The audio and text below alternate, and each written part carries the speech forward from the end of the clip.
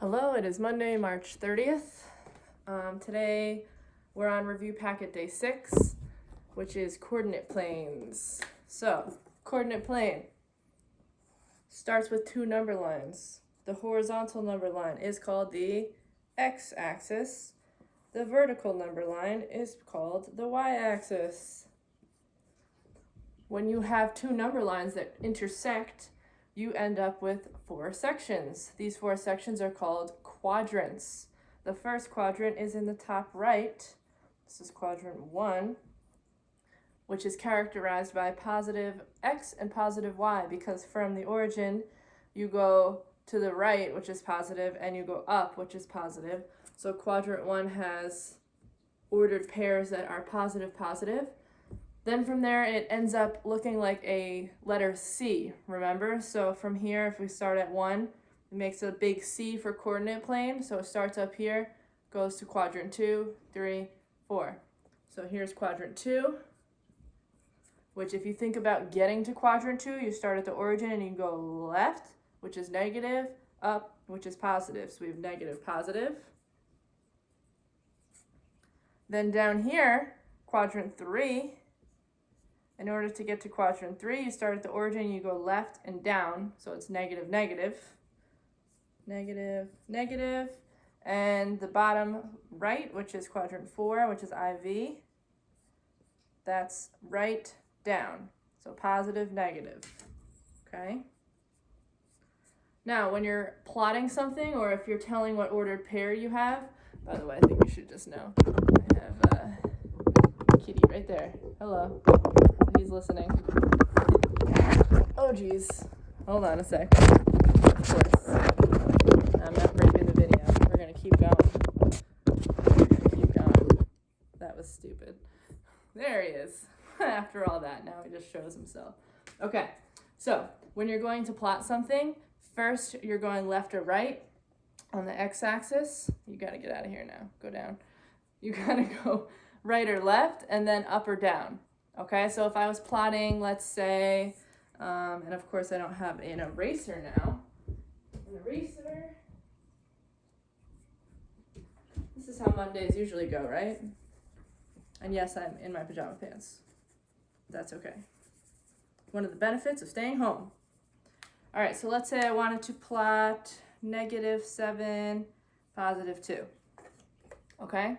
So -7 is my x coordinate, which means that I'm going to go from the origin, I'm going to go left 7. So if this was like 1, 2, 3, 4, 5, 6, 7, that would be my x coordinate. And then +2 is my y coordinate. So then I would go up 2 on the y axis. So my point would be about here. Okay? If it had a name such as like A, then we would label this A. If it doesn't have a name, then next to your point, I would put the coordinates and say -7, 2, okay?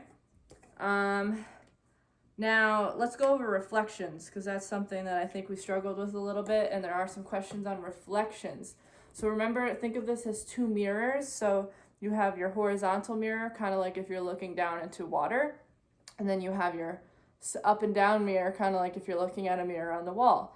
So there's 2 ways that points, ordered pairs can be reflected. So let's look at point A. So I have point A at -7, +2. Now let's say I want to reflect point A over the x-axis. So when I do that, I want to think I'm literally jumping over the x-axis. So if I was to do that, that means, okay, here's the x-axis. That's the line I want to jump over. So I'd be going from here to here, okay? Now, what stays the same? Well, if I'm going from here to here, I'm still on that 7, on that -7, okay, for the x coordinate. But now I'm at -2. So the new point would be -7, -2. I'll put these up here just for reference.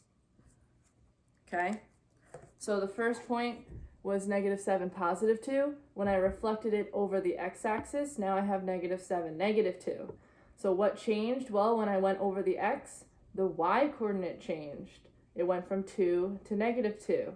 Now let's take this point and let's reflect this one again. And we could call this A1. okay, because it's not our original point, it's A1. So now let's say I want to reflect A1 over the y-axis. So I want to take this point and I want to jump over the y-axis. Where would it be? If this is quadrant 3, what quadrant would it be in if I jump over the y-axis and reflect? Well, I'd have to go whoop over here. What quadrant is that? That's quadrant 4. Where would it be? Well, what would stay the same? If I'm going from here across, that means I'm staying at the y-coordinate. So if the y-coordinate was -2, it's still -2, but now I'm on this side, which means that I'm on what x-coordinate? I'm at +7. So I'd reflect it over here, and now it would be 7, -2. And we could call this A2. Okay, so I went from here over to here. So now the y-coordinate stayed the same and the x-coordinate changed. So the rule is, if you, and we have, I know you guys don't have your notebooks probably, very few of you do. If we reflect over x, then the y changes. And if you reflect over y, the x changes. Okay? Reflect over x, the y-coordinate changes. If you reflect over the y, the x-coordinate changes. The best advice is to literally make a picture and actually do what we just did and move that point and make sure you're jumping over the correct line and then kind of assess where it is. Okay? What else do you need to know? Distance on points, maybe something that you see. So you might be asked to either look at 2 points and tell you how far away they are, or look at a picture. So let's say we have a picture and we have a square. And this one's at -3, 8. And this one's at 4, 8. Just an example. Okay? So let's say I have a square, and the top left part of the square is at -3, 8. The top right of the square is at +4, 8. Now they're both at a y-coordinate of 8. This is not drawn to scale or anything. And I want to know how far is the top from here to here. How far is this? Okay? Now, if you have boxes, then you could count. But like this, maybe you don't have boxes. So let's just think about it. If the top left is at -3, 8, that means that this point, wish I had a whiteboard. That means that this point is how far from the y-axis. Well, if it's at -3, that means that from here to here is a distance of just regular 3. Now, if this is at +4, this part of the rectangle, how far is this part of the rectangle from the y-axis? Well, it would be 4 over. So this would be 4. So that means altogether, 3 and 4, the whole distance of this area would be 7. So this line has a distance of 7. Okay?